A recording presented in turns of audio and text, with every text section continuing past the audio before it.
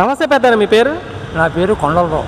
కొండలరావు గారు ఏం చేస్తుంటారండి మీరు? కూలి పని చేస్తుంటాను. ఓకే సార్, ఇక్కడ విశాఖపట్నం పరిధిలో ఉన్నది. ఇక్కడే ఉంటాను సార్. రాష్ట్రంలో అయితే 5 సంవత్సరాల నుంచి వైసీపీ ప్రభుత్వాన్ని చూశారు. మరి కొద్ది రోజుల్లో అయితే ఎలక్షన్ జరగబోతోంది. ఈసారి ఏ ప్రభుత్వం వస్తే మీలాంటి వాళ్ళకి బాగుంటుంది అనుకుంటున్నారు? చంద్రబాబు నాయుడు గారా, జగన్ గారు? అంతా జగన్ చూసాం కదా, 3 రాజధానులు అన్నాడు కదా, ఒకటి లేదు కదా. అలాంటప్పుడు వేస్తారని గ్యారెంటీ లేదు ఆయనకి. చంద్రబాబు నాయుడుకి వేస్తారనే ఉద్దేశం నా అభిప్రాయం. ఇప్పుడు లేబర్కి పనులు ఉన్నాయి, అసలు ఈ 5 సంవత్సరాల్లో పనులు సక్రమంగా చాలా తక్కువ. మాకు పెద్ద పనే లేదు, పెద్దగా పట్టింపు లేదు. అలాగే ఏదో ఒకటి చిన్న చిన్నవి ఉంటే 2 రోజులకు 3 రోజులకు అలా చేయడం చాలా ఇబ్బంది పడతాను. ప్రధానంగా ఏంటంటే ఇసుక అనేది ఇదివరకు బాగా తక్కువ రేటు దొరికేదండి, ఇప్పుడు ఎక్కువ అయిపోయింది. లేబర్ అంతా చాలా మంది నిలబడి ఉంటున్నారు. నిలబడి ఉంటుంది, పనులు లేవు. ఇసుక రేటు ఎక్కువైపోవడంలోనే లేబర్కి పనులు లేకుండా. ఓకే. ఈ అన్నా క్యాంటీన్లు ఏంటి సార్, 5 రూపాయల భోజనం దొరికేదని కూడా ఇప్పుడు చెప్తున్నారు. అన్నా క్యాంటీన్లు తీసేసారంటారు, మీకేంటి? మానాటి వాళ్ళకి చాలా ఇబ్బంది వస్తుంది. ఇప్పుడు 60-70 రూపాయలు ఎట్టి తినవలసి వస్తుంది. అప్పుడు 5 రూపాయలకి మనం తినేవారు, చాలా ఫ్రీగా ఉండేది. 2 పూటలు తినేవి, ఇడ్లీ తినేవి. ఈ 5 సంవత్సరాల్లో విశాఖపట్నం ఎలా ఉంది పెద్ద? ఈ వైసీపీ ప్రభుత్వం వచ్చాక ఇక్కడ విజయసాయి రెడ్డి, వైవి సుబ్బారెడ్డి లాంటి వాళ్ళు వచ్చినాక నాకు తెలిసినంత మటుకి విజయరెడ్డి వచ్చి బోల్డ్ భూములు దోచుకున్నాడని అభిప్రాయం కూడా పేపర్లో చదివినాం, రాత్రి లెక్కలో చదివి వాళ్ళందరూ అనుకోవడం వినాం. కానీ వాళ్ళేం అనలేదు. ఆయన ఆ పని చేయనని జగన్ కూడా ఆడిని మార్చేసి మళ్ళీ సుబ్బిరెడ్డి నెట్టాడు. అయినా కూడా ఆ పని చేస్తే మళ్ళీ మార్చేసుకుంటారు. ఆ అభిప్రాయం ఉంది. 3 రాజధానులు అన్నాడు, ఒకటి కూడా లేదు. అది ఒకటి జనాల్లోనే నాటుకుపోయి ఉంది. అది అందులో ఇక్కడ కొండలు ఉన్నాయి కదా, చాలా ప్రకృతి. యాక్చువల్గా విశాఖపట్నం అంటే ప్రశాంతంగా ఉంటుంది, ప్రజలు కూడా చాలా ప్రశాంతమైన వాళ్ళు అంటారు. మరి కొండలను కూడా కొట్టేశారు, ఋషికొండ గుండు కొట్టారు అంటున్నారు. మీకు ఎట్లా అనిపించింది అలా జరిగింది? నిజంగా కొట్టేశారు, ఋషికొండను కొట్టేశారు కదా. ఋషికొండను కొట్టేశారు, అక్కడికి వచ్చేస్తాడు. మా వచ్చే నెల నుంచి ఇక్కడే ఉంటాను అన్నట్టు కూడా మాట్లాడడం జరిగింది. దాని అభిప్రాయం చెప్పినాడు.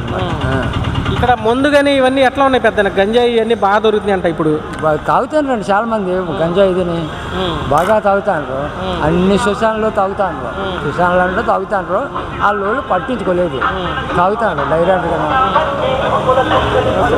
సో నిత్యావసర వస్తువుల ధరలు ఎలా ఉన్నాయి? సరుకులు, నూనె కానీ బియ్యం కానీ అన్నీ పెరిగిపోయినాయి. చాలా ఇబ్బంది కదా. కరెంటు బిల్లు కానీ అటువంటివన్నీ బాగా పెరిగిపోయినాయి. అన్ని ప్రతిది కూడా పెరిగిపోయిందని. చదువుకున్న పిల్లలకు ఉద్యోగాలు ఉన్నాయా ఈ ప్రభుత్వంలో? ఏదీ లేదండి. అండమే కానీ మాటలే కానీ ఊరికో ఇస్తాను. మా అమ్మాయిలు చదువుకున్న వాళ్ళు బాగానా, కానీ జనాలకి మటుకి బాగా చదువుకున్న వాళ్ళకి కూడా పెద్దగా ఏం లేదు.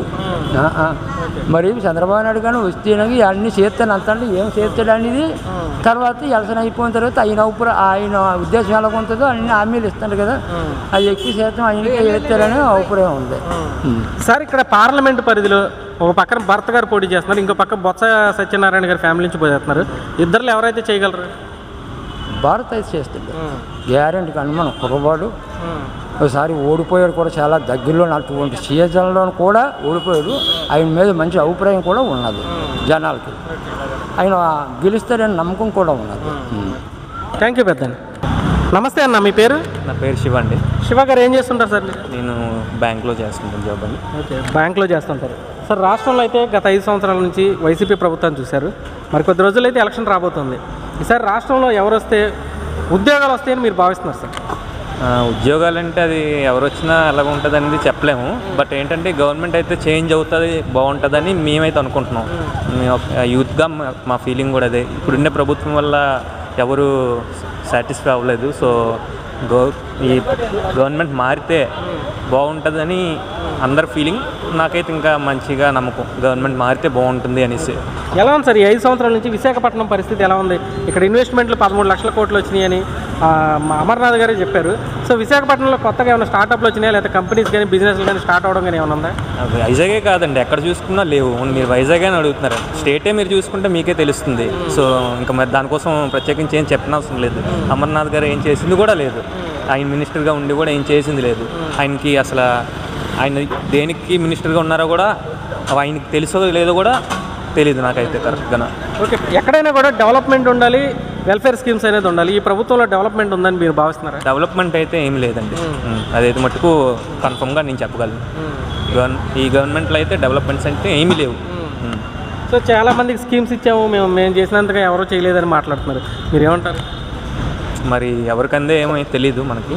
మరి చేశారని అంటున్నారు కదా, ఏం చేశారో కూడా అంతగా మనకైతే ఐడియా లేదు. అంటే ప్రతి వాళ్ళకి ఏదో ఇచ్చేయడం అదే కాదు కదండి డెవలప్మెంట్ అంటే. ఈ అమ్మఒడి ఇచ్చేస్తే ఇదే డెవలప్మెంట్ అంటే ఇంకేముందండి. మరి ఉన్నోడికి లేనోడికి ఇస్తారే పోనీ పర్వాలేదు, ఉన్నోడికి అదే అవుతుంది, లేనోడికి అదే అవుతుంది. ఇంక దాంట్లో ఏముందండి డెవలప్మెంట్. డబ్బులు పనిచేస్తే డెవలప్మెంట్ అంటే అప్పుడు ఏం డెవలప్మెంట్ అవుతుంది, దేంతో డెవలప్మెంట్ చేస్తారు?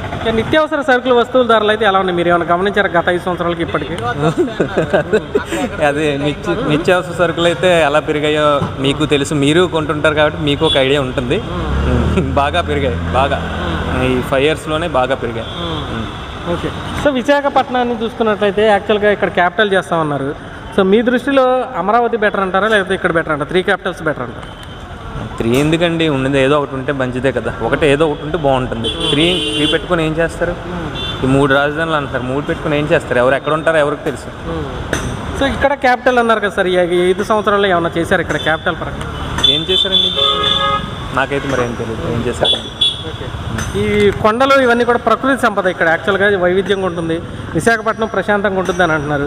ఈ 5 సంవత్సరాలు ఎలా ఉంది ఇక్కడ? ఏంటంటే గంజాయి క్యాపిటల్, డ్రగ్స్ క్యాపిటల్గా మారిపోయింది అని మాట్లాడుతున్నారు. ఎంతవరకు వస్తుంది అది? మనం చూస్తున్నారు కదా ఎలాగుందో ఏంటంటే అక్కడ. అసలు కొండలు కొట్టేయడం ఇవన్నీ కూడా మీరే చూస్తున్నారు. ప్రభుత్వం వచ్చే ప్రతి కొండని కొట్టేయడం అవుతుంది. డ్రగ్స్ ఇవన్నీ కామన్, ఎక్కడ ఇదే ఉంది. స్టేట్ మొత్తం ప్రజెంట్ అయితే ఇలానే ఉంది. సార్ యాక్చువల్గా మీ విశాఖపట్నం వరకే చూసుకున్నట్లయితే మీకు వైజాగ్ స్టీల్ ప్లాంట్ ఉంది, దాని ప్రైవేటీకరణ అడ్డుకోవాలి. అలానే వైజాగ్ రైల్వే జోన్ సాధించాలి. అలానే ఉత్తరాంధ్ర జిల్లాలు వెనకబడిన ఏవైతే వాటికి నిధులు సాధించాలి.